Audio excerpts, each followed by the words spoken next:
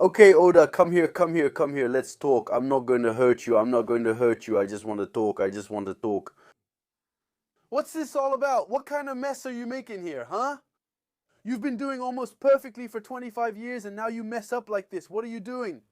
We're going to talk about this story. We're going to talk about the rest of the chapter. I'm talking, of course, about chapter 1176 of One Piece, which will definitely spark a lot of discussion online, won't it? I'm curious. Usually I don't watch One Piece videos so I don't get influenced, but this time I might watch. Because now someone's gonna have to explain this to me, what just happened. Someone's gonna have to explain it. Because right now I'm upset. That's not exactly what that means, but I'm angry. No, you can't do that now. But first, let's talk about the rest. Because originally, I didn't read any spoilers. I read the chapter, I start the chapter, I'm like, oh yeah, cool, finally, things are happening and all that, it's great. I get to the end and I'm like, what are you talking about? Well, of course, I'm already talking about the positive points.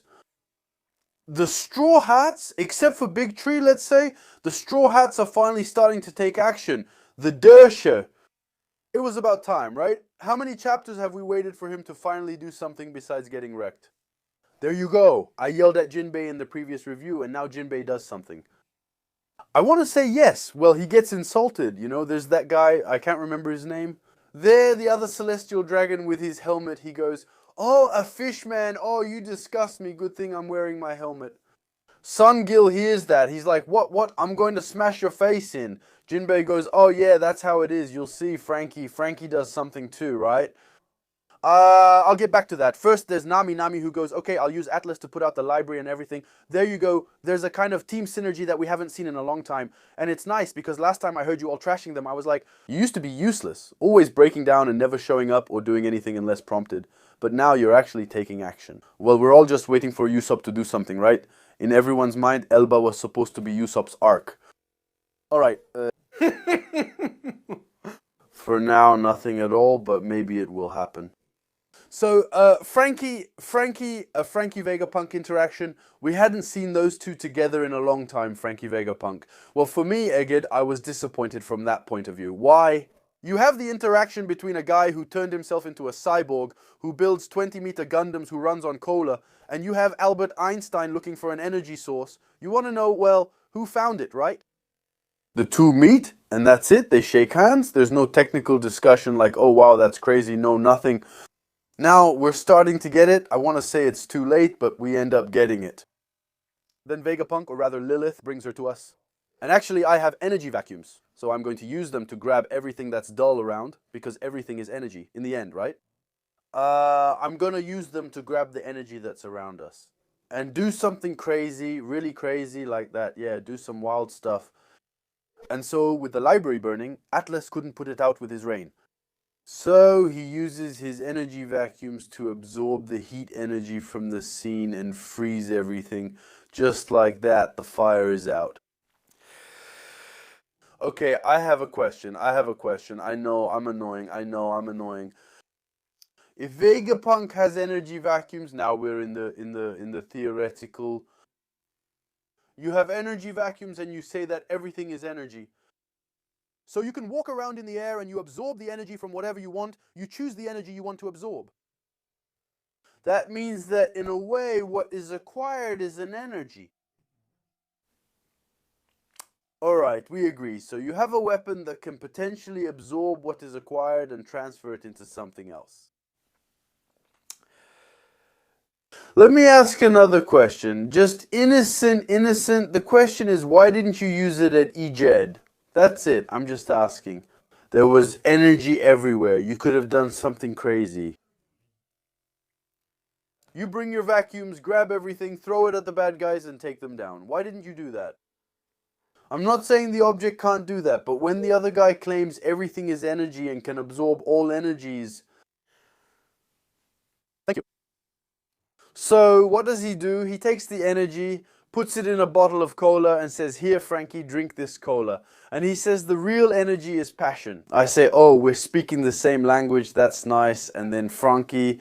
He's super hyped. He comes in, he does 250-meter jumps, he throws massive punches, and that's it. Well, I mean, it's cool because we finally got, in quotes, the interaction we wanted. He says, yeah, you're as advanced as my pacifistas and all, honestly, you're strong. Plus you run all this on cola. Wait, I'll show you what real energy is. Bam, it was kinda cool, but you think, bro, if you had technology like that, why didn't you use it before? I don't get it. Making vending machines just to put Robin in her underwear. Okay, but do real stuff now. You have real things and you say, no, I'll save it for later. It doesn't make sense. If you want, you see what I mean. You have an energy vacuum that you can throw back. Kind of like those, what do they call them? The dials. Yeah. And no, you're just using it right now. Even though it could have been used 10 times before.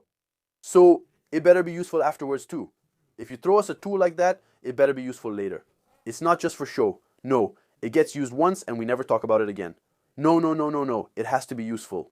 Yeah, so anyway, cool scene where all the Straw Hats work together in synergy to take down the big ampersand M in the form of a disgusting snake dragon, and at the same time, the celestial dragon, really cool. Up to that point, I was like, yeah, this is a chapter I really like.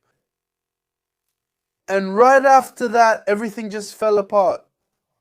So we go back to the Battle of the Giants. You have the good giants with Arugine and Zoro fighting the army of demonic giants who have been turned upside down. I thought the story was over and Zoro had won, but it turns out the battle continues. The guys complain that they keep regenerating and are a pain. Meanwhile, Dore and Brogy fought, injured each other, and are now regaining some consciousness. They're like, we can't control ourselves, it's our honor. We're insulting the YARL, attacking friends, and destroying our village even though we don't want to. Alright, that's enough. Now we're dishonored. The only way to get our honor back is to take our own lives to end things honorably, and they decapitate each other. So they die. At that moment, there's this big feeling of, wow, damn, there's a bit of admiration because these guys really have a kind of code of conduct. And at the same time, you think, damn, they're dead. Dory Brogy, you see, and in the next panel, it's like, whoop, and the guys are back fresh, like boys just going, here we go. Actually, to cancel the Domaya and thank you, you have to decapitate us or kill us. And so, we come back all nice and new, right after. Ooh, that's where the boldness comes in. Come here, come see, come on. Why are you backing away? Come here, come.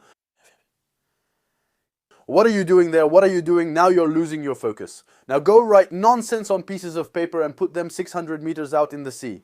It's nice, it's funny, sure, but I'm not letting something like that slide. What are you talking about?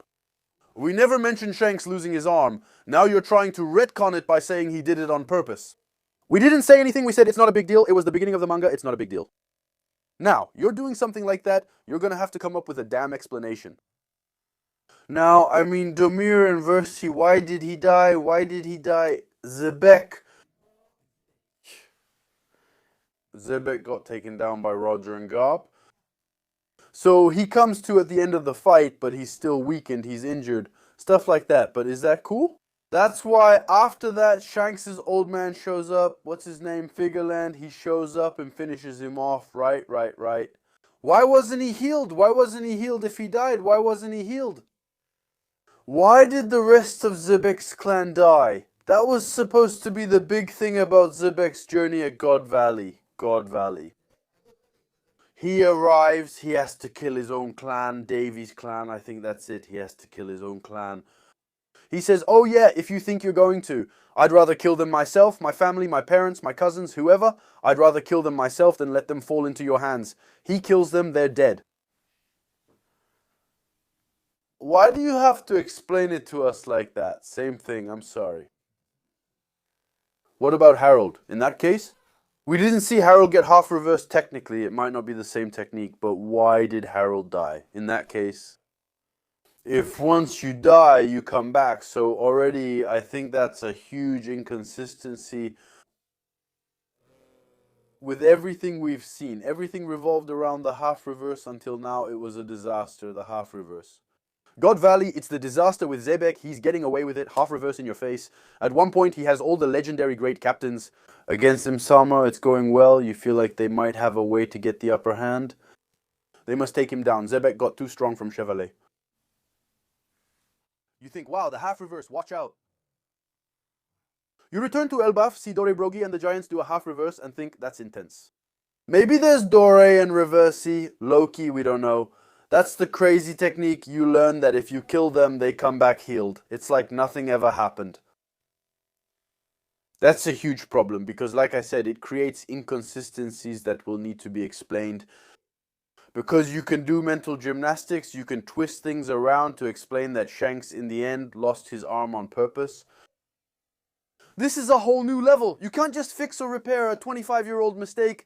If you want, this is fresh, this is recent, and it affects a lot of chapters. And on top of that, you totally remove the danger for me. And the point of the reversi, well, the half reversi, is that you just have to kill the person or decapitate them like you're in Highlander. So they come back fresh as a daisy, and it's all healed. Where's the challenge? The challenge, really, where's the challenge? Let's say tomorrow you do a half reversi with the straw hats. Luffy just has to kill his friends to save them, and he saves them. So what's the purpose of the technique? That's really, really weird. You can't get out of such an inextricable situation with a trick like that. I would have preferred if Nika just showed up with his happiness hikey and transformed them at most. Here, it's really like, shut up, it's magic. Imsama's power is useless, honestly, it's useless narratively, and even in a fight, it's not very useful. It's only temporary, it sucks. What is this story? And that's it. The problem with what's happening in Elbaf right now is that they're making us believe the situation is inextricable. To solve absolutely every issue in no time at all. The kids, they give us 25 chapters just to tell us they don't know how to free them. Sanji shows up, lights his cigarettes, leg feet, devil leg, and it's done. Zoro, there's an army of giants. Damn, the giants, we can't escape them. What do we do? Zoro takes them down. Luffy shows up with the Mega Dragon. He takes everyone out. The whole thing is settled in no time. What's going on? Like I said last time, there better be another crazy plot twist for us to believe there's real danger in Elbaf.